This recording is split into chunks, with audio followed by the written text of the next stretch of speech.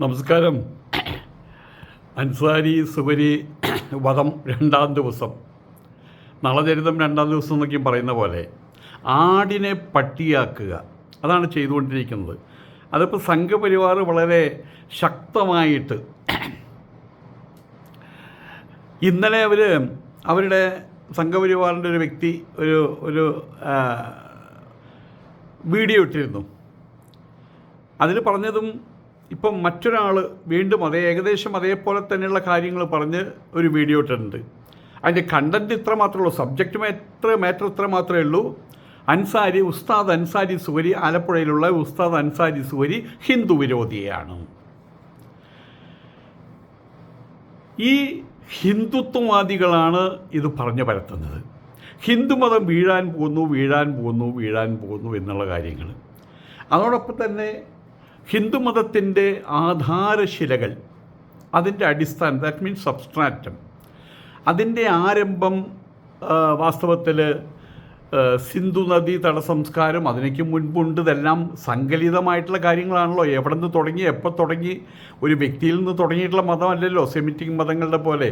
ആയതുകൊണ്ട് തന്നെ ഹിന്ദുമതത്തിൻ്റെ ആധാരശിലകൾ, ആരാണത് പണിതത്, എവിടെ നിന്നാണ് തുടങ്ങിയതെന്ന് കൃത്യമായിട്ട് പറയാൻ പറ്റില്ല. എങ്കിൽ പോലും ഇന്നിപ്പോൾ നമ്മൾ മനസ്സിലാക്കി വയ്ക്കുന്നൊരു കാര്യമുണ്ട്. ഹൈന്ദവ തത്വ സംഹിതകൾ, അതായത് പ്രസ്ഥാനത്രയം എന്നാണ് പറയുക. അത് ഈ സംഖ്യകൾക്ക് അറിയില്ല, അത് വേറെ കാര്യം, അറിയാനും ശ്രമിക്കുന്നില്ല. പ്രസ്ഥാനത്രയം എന്ന് പറഞ്ഞാൽ ശ്രുതി പ്രസ്ഥാനം, സ്മൃതി പ്രസ്ഥാനം, ന്യായപ്രസ്ഥാനം. ഈ 3 തൂണുമേൽ നിൽക്കുന്ന ഒരു മഹാപ്രസ്ഥാനമാണ് ഹൈന്ദവ തത്വം എന്ന് പറയും. ഹൈന്ദവ മതം എന്ന് പറയാൻ പറ്റില്ല, പക്ഷേ സൗകര്യത്തിന് വേണ്ടി അത് പറയുന്നു, ഹിന്ദു മതം എന്ന് പറയുന്നു. ആ ഹിന്ദു മതത്തെ അൻസാരി സുവരി എന്ന ഉസ്താദ് അദ്ദേഹം എന്ത് ചെയ്തെന്നാണ് പറയുന്നത്. അങ്ങനെ ഒരു ഗോപുരം ചെന്ന് കുത്തി അദ്ദേഹത്തിൻ്റെ മൂക്ക് തകർക്കാനും തല തകർക്കാനും അദ്ദേഹം ശ്രമിക്കൂ. ഇനി അങ്ങനെ ശ്രമിച്ചിട്ടുണ്ടോ? അതാണ് ചോദ്യം. അതിനെക്കുറിച്ച് നമുക്ക് സംസാരിക്കാം. അൻസാരി സുവരി സാഹിബ് സത്യത്തിൽ എന്താണ് പറഞ്ഞിട്ടുള്ളത്? ഈ ഹിന്ദുത്വവാദികൾ എന്താണ് കേട്ടിട്ടുള്ളത്? അവരെ സംബന്ധിച്ചിടത്തോളം എല്ലാം തലതിരിച്ചേ കേൾക്കുള്ളൂ. ഈ നാട്ടിൻപുറത്തുള്ള ഒരു മോഷ്ടാവ്, അയാളെ നോക്കി നമ്മൾ ചിരിച്ചു കഴിഞ്ഞാൽ എന്താ താൻ ചിരിക്കണേ എന്നാ ചോദിക്കുക. അയാളുടെ കൂടെ ഒരു പോലീസിൻ്റെ വാൻ പോയി കഴിഞ്ഞാൽ അവർ ഓടും. അയാൾ അവിടെ നിന്ന് വീട്ടിൽ നിന്നിട്ട് ഓടും. ആ പോലീസുകാരൻ വേറെ കാര്യത്തിന് പോയതായിരിക്കും. അപ്പോൾ സ്വയമുള്ള കുറ്റബോധം സംഘപരിവാറിന് ഒരുപാടുണ്ട്. അവരായിട്ട് ഒരു സെമിറ്റിക് മതരൂപം, ഹിന്ദു മതത്തെ ഒരു വ്യക്തി സൃഷ്ടിച്ചതാണ്, ഒരു കാലഘട്ടത്തിൽ സൃഷ്ടിച്ചതാണ് എന്നിത്യാദി രീതിയിൽ അതിനൊരു ഇൻസ്റ്റിറ്റ്യൂഷണലൈസേഷൻ എന്ന് പറയും. ഒരു സ്ഥാപനവൽക്കരണത്തിന് അവർ ശ്രമിക്കുകയാണ്. അതിനവർക്ക് സാധിക്കില്ല. കാരണം ഹിന്ദുക്കൾ അതിന് സമ്മതിക്കില്ല എന്നുള്ളതല്ല, ഹിന്ദുക്കൾ അത് കാര്യമായിട്ട് എടുക്കില്ല എന്നുള്ളതാണ് സത്യം. നമുക്ക് ഇദ്ദേഹത്തെ എന്തായാലും പറയാൻ പറ്റേ റോസ്റ്റ് ചെയ്യാന്നൊക്കെയും പറയില്ലേ, ആ വീഡിയോ നമുക്കൊന്ന് കാണാം.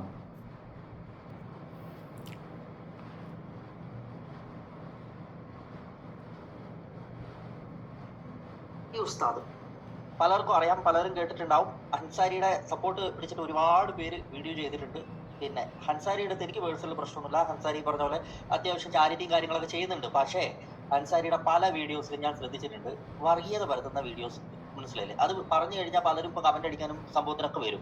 സംശയമുള്ളവൻ താഴെ ലിങ്ക് കൊടുത്തിട്ടുണ്ട്, ഫുൾ വീഡിയോയുടെ ലിങ്ക് കൊടുത്തിട്ടുണ്ട്, കേട്ടു നോക്കുക എന്താ പറഞ്ഞതെന്ന്. കാരണം വെച്ചാൽ ഞാൻ ഒരു ഹാരിഫ് ഹുസൈനെ വിമർശിക്കുന്ന ഒരു ഭാഗത്ത് ഇദ്ദേഹം ചെയ്യുന്നത് ഹാരിഫ് ഹുസൈനെ അല്ല വിമർശിക്കുന്നത്, അവിടെ ഹിന്ദുക്കളെയാണ് ശരിക്കും വിമർശിക്കുന്നത്. മനസ്സിലായില്ലേ? അപ്പോൾ അൻസാരി ഹാരിഫിനെ വിമർശിക്കുക എന്ന രീതിയിൽ ഈ പറയുന്ന ഹിന്ദുവിനെയാണ് വിമർശിച്ചുകൊണ്ടിരിക്കുന്നത്. ഹിന്ദുവിന്റെ ഭക്തികാരനാണ് ഹാരിഫിനെ കളിയാക്കാൻ പാടുന്നത്. മനസ്സിലായില്ലേ? അപ്പൊ അത് തന്നെയാണ് വർഗീയത എന്ന് പറയുന്നത്. ഇതിലിപ്പോൾ എന്താ ഹാരിഫ് ഹിന്ദു ആണോ, അല്ലെങ്കിൽ ഹിന്ദു സമുദായത്തിൽ വന്ന ഒരാളല്ല. അപ്പോൾ അൻസാരിയുടെ പല വീഡിയോസും ഈ പറഞ്ഞ പോലെ, ഞാൻ ശ്രദ്ധിച്ചതിൽ പല വീഡിയോസും ഈ പറഞ്ഞ പോലെ വർഗീയത വരുന്ന കുറെ വീഡിയോസ് ഞാൻ കണ്ടിട്ടുണ്ട്. അതുകൊണ്ടാണ് ഞാൻ ഇതിട്ടത്. ഉസ്താദ് പലർക്കും അറിയാം, പലരും കേട്ട്. ഇതാണ് ആ വീഡിയോ. നമ്മൾ ഈ പട്ടിയെ ആടിനെ പട്ടിയാക്കില്ലേ, വീണ്ടും വീണ്ടും വീണ്ടും പറഞ്ഞാൽ ആ പാവം, ഈ ആടിനെ കൊണ്ടുപോകുന്ന പാവം അതും തോന്നും. ഇതിപ്പോൾ ഒരാൾ പറഞ്ഞു, 2 ആൾ പറഞ്ഞു, 3 ആൾ പറഞ്ഞു, 4 ആൾ പറഞ്ഞു, വഴിയിൽ നിന്നുള്ള പലരും പറയുന്നുണ്ട്. അപ്പോൾ ഇത് പട്ടീനെ ആവും എന്ന് പറഞ്ഞാൽ ആ പാവം അതിനെ വലിച്ചെറിയും. ഞാനിത്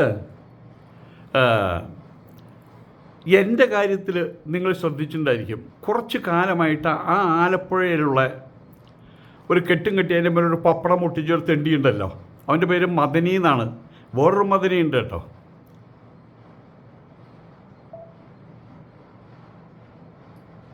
അദ്ദേഹത്തിൻ്റെ കാര്യമല്ല പറയുന്നത്. ഇവൻ്റെ പേര് എനിക്കിപ്പോഴും പിടികിട്ടുന്നില്ല. ഒരു പൗഡർ കുട്ടപ്പൻ, ഒരു ചാന്ത് പൊട്ട്. അവൻ്റെ സ്ഥിരം പരിപാടി ഇപ്പോൾ കാലത്ത് എഴുന്നേറ്റ് വൈകുന്നേരം വരെ അവൻ്റെ തന്തയുടെ കാര്യമോ തള്ളയുടെ കാര്യം അന്വേഷിക്കുന്നുണ്ട്. അവൻ്റെ തന്ത ഞാനാണെന്ന് അവൻ കരുതി വെച്ചിട്ടുണ്ട്. അതുകൊണ്ട് എൻ്റെ കാര്യങ്ങൾ പറഞ്ഞുകൊണ്ടിരിക്കുക. പ്രധാനമായിട്ട് പറയണത് എന്താണെന്ന് വെച്ച് കഴിഞ്ഞാൽ ആ ആസാമി RSSകാരനാണ്. അത് തുടങ്ങി വെച്ചപ്പോഴാണെന്നറിയാമോ? ഈ അബൂബക്കർ അവൻ അവിടെ പോയിട്ട് എന്തായാലും പറയും, നമ്മളുടെ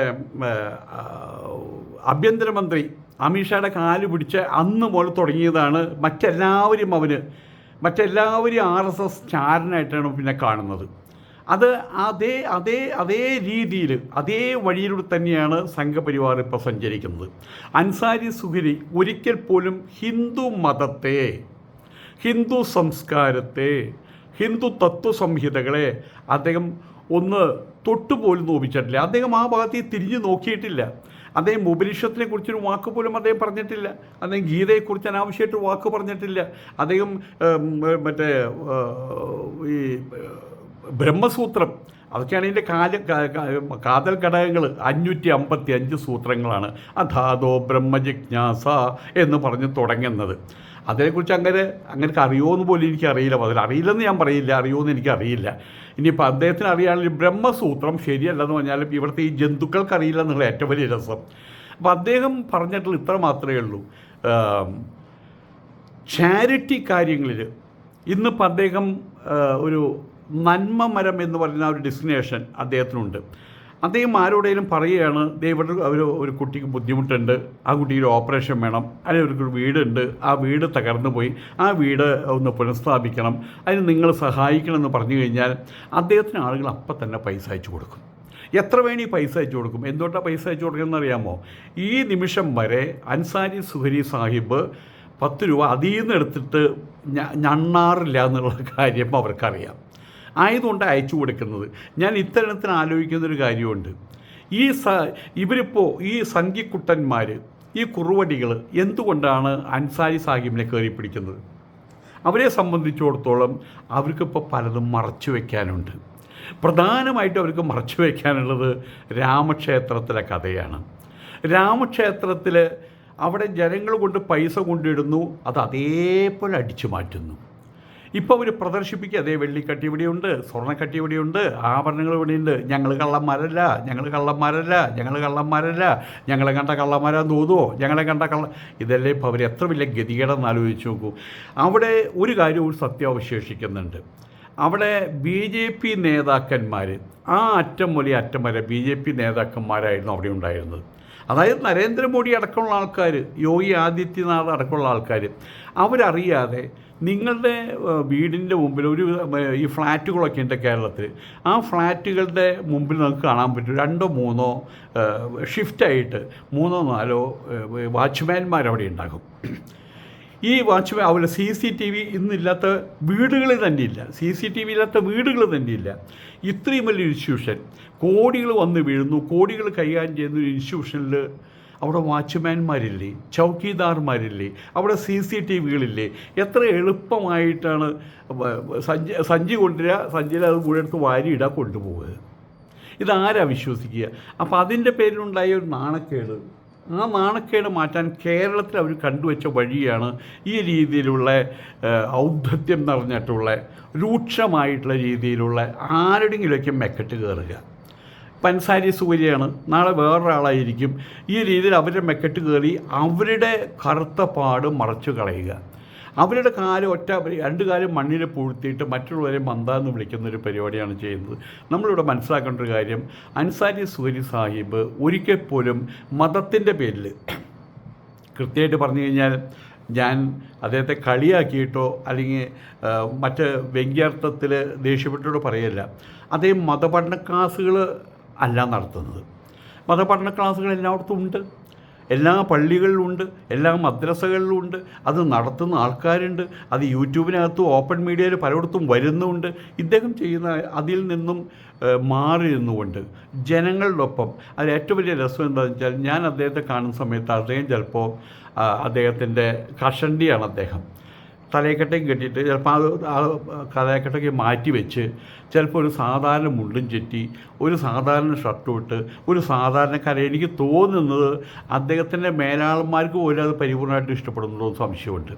ആ രീതിയിൽ അദ്ദേഹം ജനങ്ങളുടെ ഒപ്പം. ഇപ്പോൾ ഞാനവിടെ ചെന്ന് കഴിഞ്ഞാൽ എൻ്റെ ഒപ്പം നിൽക്കുന്ന ഒരാൾ, വേറെ പാവങ്ങൾ ചെന്നാൽ അവരൊപ്പം നിൽക്കുന്ന ആൾ. അതായത് ഞാനൊക്കെ ആഗ്രഹിക്കുന്നൊരു കാര്യമുണ്ട്, ഭൂമിയിൽ തൊട്ട് നിൽക്കുക. ഞങ്ങളുടെ വംശത്തിലുള്ള സന്യാസിമാർ പലപ്പോഴും ഓങ്കാരം മുഴക്കി ഒരു മൂലയ്ക്ക് പോയിരിക്കും. അവരൊരിക്കലും ജനങ്ങളിലേക്ക് ഇറങ്ങി വരുന്നില്ല, ജനങ്ങളുടെ പ്രശ്നം മനസ്സിലാക്കുന്നില്ല, ജനങ്ങളുടെ വേവലാതി മനസ്സിലാക്കുന്നില്ല. അത് മനസ്സിലാക്കണമെങ്കിൽ എന്ത് ചെയ്യണം? ജനങ്ങളിലേക്ക് ഇറങ്ങി വരണം. ആയതുകൊണ്ട് എന്തുണ്ടായി? അവരൊറ്റപ്പെട്ടു പോയി. സന്യാസിമാരെന്ന് പറഞ്ഞാൽ കേരളത്തിൽ നായക്കാഷ്ടത്തിൻ്റെ വില പോലും ഇല്ലാതെ ഒറ്റപ്പെട്ടു പോയി. കാരണം അവർ അന്നന്നത്തെ ദൈനംദിന പ്രശ്നങ്ങളിലേക്ക് അവർ കടന്നു വരുന്നില്ല. ഇനി അവരുടെ അടുത്ത് പോയിട്ട് പറയും ഞങ്ങളുടെ വീട് കത്തിയെന്ന് പറഞ്ഞാൽ ഉടനെ തന്നെ അവിടെ ഇരിക്കൂ, ഞങ്ങളുടെ ഉപദേശം തരാമെന്ന് പറയും. എന്നിട്ട് ഗീതയിൽ കുറേ ഉപദേശങ്ങൾ കൊടുക്കും. വല്ല കാര്യമുണ്ടോ? വിശക്കുന്നവൻ്റെ മുമ്പിൽ എങ്ങനെയാണ് ചെല്ലേണ്ടത്? അപ്പമായിട്ടാണ് ചെല്ലേണ്ടത്. വിശക്കുന്നതിൻ്റെ മുമ്പിൽ ഉപദേശമല്ല വേണ്ടത്, ബൈബിളല്ല വേണ്ടത്, ഖുറാനല്ല വേണ്ടത്, ഗീതയല്ല വേണ്ടത്. അവന് തൽക്കാലം അപ്പമാണ് വേണ്ടത്, ആഹാരമാണ് വേണ്ടത്. ആ ഒരു കാര്യത്തിൽ അൻസാരി സുഹരി ഇന്ന് കൊടുമുടികൾ കയറി നിൽക്കുകയാണ്. അതും ജനങ്ങളുമായിട്ട് സംബന്ധിച്ച് ജനങ്ങളുടെ പ്രശ്നം ഏറ്റുവാങ്ങി ജനങ്ങളെ സഹായിക്കുന്നു. ആ ജനങ്ങളെ സഹായിക്കുന്ന സമയത്ത് അത് മുസ്ലിം ജനങ്ങളില്ല. ഈ ദയാദാക്ഷിണ്യം, അതിന് വർഗീയതയില്ലല്ലോ, മതങ്ങളില്ലല്ലോ. നമ്മളാരും പറയാറുണ്ടോ ദാറ്റ് ഈസ് കമ്പാഷൻ എന്ന് പറയും. ദയ എന്ന് പറഞ്ഞാൽ കമ്പാഷൻ എന്ന് പറയും. അത് മുസ്ലിം കമ്പാഷൻ എന്നൊരു കമ്പാഷൻ ഉണ്ടോ? മുസ്ലിം ദയ, ക്രിസ്ത്യൻ ദയ, ഹിന്ദു ദയ ഒന്നുമില്ല. അദ്ദേഹത്തെ സംബന്ധിച്ചിടത്തോളം അദ്ദേഹത്തെ സമയത്ത് ഒരിക്കൽ പോലും അദ്ദേഹം എവിടെയും പോയിട്ട് സഹായം വേണമെന്ന് ചോദിച്ച് നടന്നിട്ടില്ല. ആർക്കെങ്കിലും സഹായം വേണോ ചോദിച്ച് നടന്നിട്ടില്ല. അദ്ദേഹം അറിയുന്നു, പല കാര്യങ്ങളും അറിയുന്നു, അദ്ദേഹത്തിൻ്റെ അടുത്ത് വരുന്നു. യൂസഫ് അലി സാഹിബിക്ക് അങ്ങനെയല്ലേ? വഴി കൂടെ പോകുന്നത് ആൾക്കാർ വഴി തടഞ്ഞു നിർത്തി ഒരിക്കൽ ഈ നടക്കാൻ പാടില്ലാത്ത, കണ്ണ് കാണാൻ പാടില്ലാത്ത ഒരാൾ, കണ്ണ് കാണാൻ പാടില്ലാത്ത ആൾ, നടക്കാൻ പറ്റാത്ത ഒരാളെ പറ്റുവാണ്. അപ്പം ഇദ്ദേഹം കാറിൽ മുമ്പ് തടഞ്ഞു നിർത്തിയിട്ട് പറഞ്ഞ് എനിക്കൊരു മുച്ചക്ര വണ്ടി വാങ്ങിച്ചിരുന്നത് സ്പോട്ടിൽ വെച്ച് അദ്ദേഹത്തോട് ചോദിക്കുകയും ചെയ്തത്. അദ്ദേഹം ഇറങ്ങി തിരിഞ്ഞ് ചോദിക്കുന്നില്ലല്ലോ, ചോദിച്ചു. അപ്പം തന്നെ അവിടെ ഓർഡർ ചെയ്തു, അദ്ദേഹത്തിന് മുച്ചക്ര വണ്ടി കിട്ടി. നമ്മളത് കണ്ടതാണ്. ഇതുപോലെ തന്നെ അൻസാരി സുഹരി ഉസ്താദും ഇതുപോലെ അദ്ദേഹത്തിൻ്റെ അടുത്ത് വരുന്ന ആളുകൾ അദ്ദേഹം സഹായിക്കുന്നു. ആ ചോദിക്കുന്ന സമയത്ത് നിങ്ങൾ എന്താ മതം? ഹിന്ദു മതം. ഞാൻ സഹായം ചെയ്യാം. ഇസ്ലാമാകുമോ? അദ്ദേഹം അത് ചോദിക്കും. നിങ്ങളാരും കരുതുന്നുണ്ടോ? കേരളത്തിന് ആരെങ്കിലും അത് ചോദിക്കുന്നത് കരുതുന്നുണ്ടോ? പിടിച്ചു വലിച്ചു കൊണ്ടുപോയിട്ട് ഇസ്ലാം ആക്കുമെന്ന് കരുതുന്നുണ്ടോ? അല്ലെങ്കിൽ ഹിന്ദു ആക്കുമെന്ന് കരുതുന്നില്ല എന്ന് പറയില്ല. പലരും അങ്ങോട്ട് പോയത് വലിച്ചു ഇഴച്ചുകൊണ്ട് കൊണ്ടുവന്ന സംഭവമൊക്കെ ഉണ്ട്. ഖർ വാപ്പച്ചി എന്നൊക്കെ പറഞ്ഞ് കുറേ ഉണ്ടായിട്ടുണ്ട്. അത് ഞാൻ വിട്ടുകളയുന്നു. അപ്പോൾ എന്തായാലും ഇദ്ദേഹം ചെയ്യുന്ന കാര്യങ്ങൾ ആര് ചെയ്യുന്നു എന്നല്ല നോക്കേണ്ടത്. ശരി, ഇനി ഈ പറയുന്ന മറ്റേ അൻസാരി സൂര്യ ഉസ്താദ് ഹിന്ദു മതത്തെ അവഹേളിക്കാൻ വേണ്ടിയിട്ട് ആണ് ഹിന്ദുക്കളെ സഹായിക്കുന്നതെന്നിരിക്കട്ടെ. അതിനൊരു വാക്ക് ഞാൻ ഉപയോഗിച്ചു. ഹിന്ദു മതത്തെ അവഹേളിക്കാൻ വേണ്ടിയിട്ടാണ് ഹിന്ദുക്കളെ സഹായിക്കുന്നത്. ഞാൻ അതിലൊരു വാക്ക് മാത്രമേ എടുക്കുന്നുള്ളൂ. ഹിന്ദു മതത്തെ അവഹേളിക്കാൻ ഒരു വ്യക്തിക്കോ അതങ്ങനെ തുടർന്നു പോകും, സംസ്കാരം തുടർന്നു പോകും. പക്ഷേ രണ്ടാമത് പറഞ്ഞെന്താ? ഹിന്ദുക്കളെ സഹായിക്കുന്നു. ഹിന്ദു മതത്തെ അവഹേളിക്കാൻ ഹിന്ദുക്കളെ സഹായിക്കുന്നു. ഒരു വാക്കെടുത്താൽ മതി, ഹിന്ദുക്കളെ സഹായിക്കുന്നൊരു വാക്ക്. ആ സഹായം ഏറ്റുവാങ്ങിയ കുടുംബത്തിൻ്റെ സ്ഥിതി എന്താ? അവരിന്ന് സ്വർഗീയ സുഖം അനുഭവിക്കുകയാണ്. കാരണം അത്രമാത്രം ജീവിതത്തിലേക്ക് തിരിച്ചു വരാൻ പറ്റുമോ എന്നുള്ള ഭയമുള്ള സമയത്താണ് 28 ലക്ഷം രൂപ അദ്ദേഹം പിരിച്ചുണ്ടാക്കുന്നത്. ബാക്കിയുള്ള പൈസയും അദ്ദേഹം പിരിച്ചുണ്ടാക്കും. ബാക്കിയുള്ള പൈസയും 28 ലക്ഷം ഉണ്ടായാൽ ബാക്കി ഉണ്ടാവുമല്ലോ. ആ കൂട്ടത്തിൽ മനോവേദനയോടുകൂടി അദ്ദേഹം ഒരു കാര്യം പറഞ്ഞു. ആരായാലും അത് ചെയ്യുന്നത് തന്നെയാണ്. മനോവേദനയോടൊരു കാര്യം പറഞ്ഞു. ബാക്കി ഇത്രയും പൈസയുണ്ട്, നിങ്ങൾ ഇത്രയും ആൾക്കാർ, ഈ പറഞ്ഞത് ഹിന്ദുക്കളോടല്ല കേട്ടോ, ഹിന്ദുത്വവാദികളോടാണ് പറഞ്ഞത്. ശശികല ടീച്ചറോടാണ് പറഞ്ഞത്. മറ്റേ ലക്ഷ്മി കോണത്തിനോടൊക്കെയാണ് പറഞ്ഞത്. പിന്നെ വേറെ രണ്ടെണ്ണം അതിൻ്റെ ഫോട്ടോ വെച്ചിട്ട് ഈ ആളുകൾ പാലത്തു മുതൽ വൈകുന്നേരം ഗിന്ദു ഗിന്ദു ഗിന്ദു ഗിന്ദു എന്ന് പറഞ്ഞ് നടക്കല്ലേ. നിങ്ങളോടൊരു അഭ്യർത്ഥനയുണ്ട്, ബാക്കി ഒരു 10 ലക്ഷം രൂപ കൂടിയും വേണം. അതും കൂടി നിങ്ങൾക്കൊന്ന് തരാൻ പറ്റുമോ? ഇത് ചോദിച്ച സമയത്ത് ചെള്ളയ്ക്ക് അടി കിട്ടിയ പോലെ, ഈ ഹിന്ദുത്വവാദികൾക്ക് ചെള്ളയ്ക്ക് അടി കിട്ടിയ പോലെ ഈ അൻസാരി സൂരി സാഹിബിനോട് അതിൻ്റെ പേരിൽ ഹിന്ദുവിൻ്റെ വക്താവ് എന്ന് പറയാവുന്ന ഇവിടുത്തെ സന്യാസിമാരാണ്. ഹിന്ദുത്വവാദി സന്യാസിമാരുണ്ട്. കോഴിക്കോട് അടുത്തുണ്ട് ഹിന്ദുത്വ സ്പോൺസേഡ് സന്യാസിയാണ്. അവനെപ്പോൾ പിടിച്ച് പുറത്താക്കിയെന്ന് തോന്നുന്നുണ്ട്, ചട്ടുകാലൻ പിടിച്ച് പുറത്താക്കിയെന്ന് തോന്നുന്നുണ്ട്. അപ്പോൾ ഏതായാലും ഇവിടുത്തെ രാമകൃഷ്ണ മിഷൻ, അതല്ലെങ്കിൽ ഇവിടുത്തെ മാതാമൃതാനന്ദമി മിഷൻ, അതല്ലെങ്കിൽ ഇവിടുത്തെ മറ്റേ ഫൗണ്ടേഷൻസ് ഉണ്ട്, ഹിന്ദു വേദാന്ത ഫൗണ്ടേഷനൊക്കെ ഉണ്ട്. അവരാരും പ്രതികരിക്കുന്നുണ്ടോ? ചിന്മയ മിഷൻ അടക്കാരും പ്രതികരിക്കുന്നുണ്ടോ? അവരൊന്നും അത് ചെയ്യുന്നില്ല. അവരെ സംബന്ധിച്ചിടത്തോളം അൻസാരി സൂരി ചെയ്യുന്നതിന് ഒരു ഭാഗം എടുക്കുന്നുള്ളൂ, അദ്ദേഹം സഹായിക്കുന്നു. എന്തിനു സഹായിക്കുന്നു എന്നുള്ളതല്ലേ. ആ രീതി അദ്ദേഹം പെരുമാറുമ്പോൾ അതിനെക്കുറിച്ച് സംസാരിച്ചാൽ പോലെ. ഇതുവരെ അങ്ങനെ പെരുമാറിയിട്ടില്ലല്ലോ. അദ്ദേഹം ഒരു അഭ്യർത്ഥന നടത്തി, ബാക്കിയുള്ള പൈസ നിങ്ങൾ ഇത്രയും വലിയ വർത്തമാനം പറയുന്ന ആൾക്കാരാണല്ലോ, ഇതേ വീണ്ടും പറയാണ്, ഹിന്ദുക്കളോടല്ല പറഞ്ഞത്, ഹിന്ദുത്വവാദികളോടാണ് പറഞ്ഞത്, നിങ്ങൾ ബാക്കി ഒരു 10 ലക്ഷം രൂപ നിങ്ങൾ പിരിച്ചു കൊണ്ടുവരൂ, എൻ്റെ റിക്വസ്റ്റാണ്. അതാണ് ഇത്തരണത്തിൽ പറഞ്ഞത്. അതിനെയാണ് വളച്ചൊടിച്ച് പിരിച്ച് ചതച്ച് ഹിന്ദുമതത്തിൻ്റെ ഹിന്ദുത്വവാദം ഇങ്ങനെയാണ് ഹിന്ദുമതമാകുന്നത്. ഹിന്ദുത്വം എങ്ങനെയാണ് ഹിന്ദുമതമാകുന്നത്? ഇവരെ സംബന്ധിച്ചിടത്തോളം അവരുടെ വലിയൊരു അജണ്ട ഇതാണ്.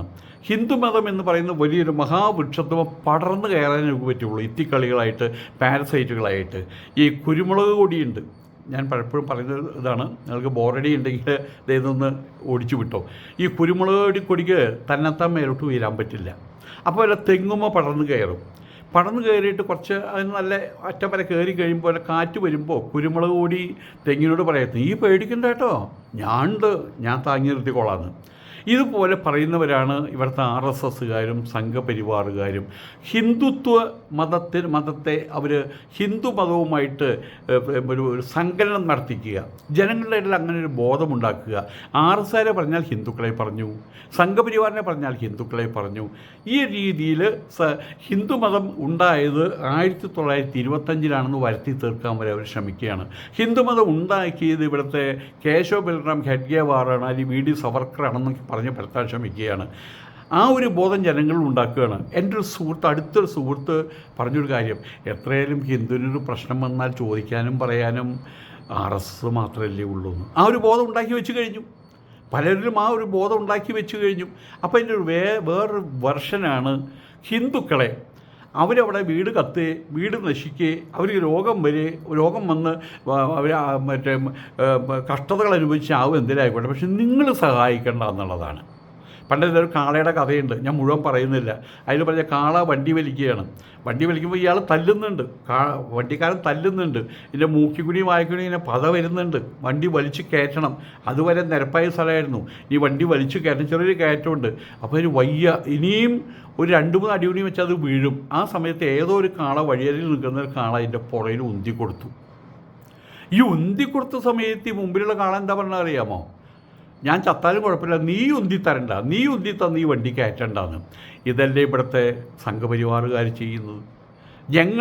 ഞങ്ങളോ ഇത്തരം ചാരിറ്റികൾ ഞങ്ങൾ ഒരിക്കൽ പോലും ഞങ്ങളുടെ ആൾക്കാരെ സഹായിക്കില്ല, 10 രൂപ കൊടുത്ത് സഹായിക്കില്ല. ഞങ്ങൾ വേണ്ടി വന്ന് ഭാരത മാതാക്ക് ജയ് വിളിക്കും, അല്ലെങ്കിൽ ജയ് ശ്രീരാം വിളിക്കും, അല്ലെങ്കിൽ മറ്റേ ഇതിൻ്റെ ഫോട്ടോ കാണിച്ചു കൊടുക്കും, മറ്റെന്തിനു പറയുക, ബാബറി മസ്ജിദ്, ഇതൊക്കെയല്ലേ ഇവർ ചെയ്യുന്നുള്ളൂ. അവർക്ക് ഒരിക്കൽ പോലും വിശക്കുന്നതിന് മുമ്പിൽ അപ്പമായിട്ടെത്താൻ അവർക്ക് പറ്റില്ല. അങ്ങനെ ചെല്ലുന്ന ആളുകളെ അവർക്ക് ഇഷ്ടവുമല്ല. കാരണം എന്താണ്, അവർ ചെല്ലുന്ന സമയത്ത് എത്രയാണെങ്കിലും അൻസാരി സൂരി സാഹിബിനെ കാണുമ്പോൾ അദ്ദേഹത്തിൻ്റെ സഹായം ഏറ്റുവാങ്ങി അദ്ദേഹം കാണുമ്പോൾ നമസ്കാരം, അവർക്ക് അസ്സലാമു അലൈക്കും എന്ന് പറയാറിയില്ല, അപ്പോൾ നമസ്കാരം സാറേ ചിലർ പറയും, അല്ലെങ്കിൽ നമസ്കാരം സ്വാമി എന്നൊക്കെ പറഞ്ഞു കളയും ചിലപ്പോൾ. അപ്പോൾ അതിലൊക്കെയും അസൂയ, പൗഷന്യം, പോര്, കുശുമ്പ്, കുതിയാൽ വെട്ട്, ഇതിൻ്റെ പേരിലാണ്, ഇതിൻ്റെ ഈ ഒരു അസൂയയാണ് പ്രധാനമായിട്ട്. അതിൻ്റെ പേരിലാണ് ഇപ്പോൾ ഇദ്ദേഹത്തിൻ്റെ മെക്കെട്ട് കയറിയിട്ടുള്ളത്. കൃത്യമായിട്ട് ഞാൻ പറയാം, അദ്ദേഹം ഒരിക്കലും ഹിന്ദുമതത്തെ അവഹേളിച്ചിട്ടില്ല, ഹിന്ദുമത തത്വസംഹിതകളെ അവഹേളിച്ചിട്ടില്ല. ആ ഒരു കാര്യം സംസാരിച്ചിട്ട് പോലുമില്ല. ഇനി മറ്റൊരു കാര്യം കൂടി ഞാൻ പറയാം, അദ്ദേഹം പറയുന്നത് ഇങ്ങനെ പറഞ്ഞാൽ പോലെ കൂടുതൽ ശക്തമായിട്ട് പറയണം, ഹിന്ദുത്വവാദവും ഹിന്ദുമതവും തമ്മിൽ ഒരു ബന്ധവുമില്ല. അദ്ദേഹം സംസാരിച്ചതും നിങ്ങൾക്ക് ഇത്രയും വലിയ വർത്തമാനം പറയാൻ നിങ്ങൾക്ക് പറ്റുന്നുണ്ടല്ലോ, 10 ലക്ഷം രൂപ സഹായിക്ക്, എൻ്റെ അഭ്യർത്ഥനയാണെന്ന് പറഞ്ഞപ്പോൾ ഇവർക്ക് എന്തിനെത്രമാത്രം പൊള്ളിയത്. എന്നിട്ട് ഒരു ബന്ധവുമില്ലാത്തൊരു കാര്യം എടുത്ത് അലക്കുകയാണ് ഇവരെന്താ, ഹിന്ദുമതത്തെ കുറ്റം പറഞ്ഞുവെന്ന്. അൻസാരി സുഹരി സാഹിബ് ഹിന്ദുമതത്തെ കുറ്റം പറഞ്ഞിട്ടില്ല. അദ്ദേഹത്തിൻ്റെ പ്രവർത്തനങ്ങൾ, അദ്ദേഹത്തിൻ്റെ സുഭദ്രമായിട്ടുള്ള സുലളിതമായിട്ടുള്ള മനോഹരമായിട്ടുള്ള പ്രവർത്തനങ്ങൾ ഇനിയും നല്ല രീതിയിൽ തന്നെ മുന്നോട്ട് കൊണ്ടുപോകട്ടെ. അദ്ദേഹത്തിൻ്റെ പരമദൈവതം അള്ളാഹു അദ്ദേഹത്തിൻ്റെ പുറകിലുണ്ട്. എന്തിനേറെ ഹിന്ദു ദൈവങ്ങളും അദ്ദേഹത്തിൻ്റെ പുറകിൽ അദ്ദേഹത്തിന് വേണ്ടി പ്രാർത്ഥിക്കുന്ന ഒരുപാട് ആളുകൾ, അദ്ദേഹത്തിൻ്റെ സഹായം ഏറ്റുവാങ്ങിയവരും അല്ലാത്തവരും, അദ്ദേഹത്തിൻ്റെ സന്മനസ് അറിയാവുന്ന ആൾക്കാരും അദ്ദേഹത്തിന് വേണ്ടി പ്രാർത്ഥിക്കുന്നുണ്ട്. നമസ്കാരം.